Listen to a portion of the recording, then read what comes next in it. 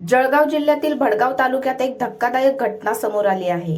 लग्न समारंभासाठी निघालेल्या एका कुटुंबाला केवळ रस्त्यात उलटी केल्याच्या कारणावरून काही लोकांनी रस्त्यात अडवून बेदम मारहाण केली। या हल्ल्यात महिला आणि तिच्या दीराला गंभीर दुखापत झाली असून सोन्याची पोतही हिसकावण्यात आली आहे। भडगाव पोलिसांनी या प्रकरणी 8 ते 9 जणांविरोधात गंभीर गुन्हे दाखल केले आहेत। 3 मे रोजी सकाळी 10:15च्या सुमारास ही घटना घडली। भडगाव तालुक्यातील नगरदेवळा येथील इस्तियाक जहूर बेग हे आपल्या कुटुंबासह मालेगाव येथे लग्न समारंभासाठी निघाले होते।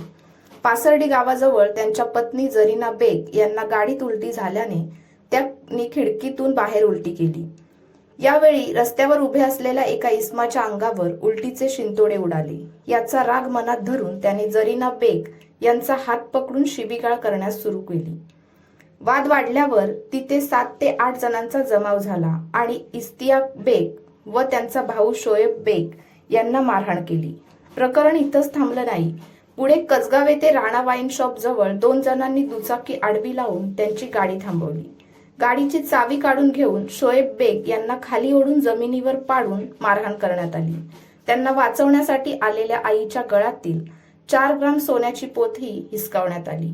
आरोपी द्रविड चावरे यांनी लोखंडी पाण्याने शोएब बेग याच्या डोक्यात मारलं, तर राजेंद्र चावरे यांनी जरीना बेग यांच्या पोटात लाथा मारल्या।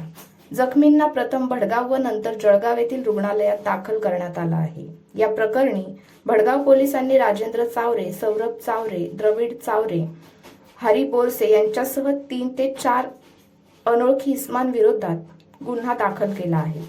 भारतीय न्याय संहिता 2023 अंतर्गत दंगा, खतरनाक शस्त्राने हल्ला, जबरी चोरी यांसारख्या गंभीर कलम लावण्यात आली आहेत। तपास अधिकारी उपनिरीक्षक सुशील सोनावणे हे पुढील तपास करत आहेत।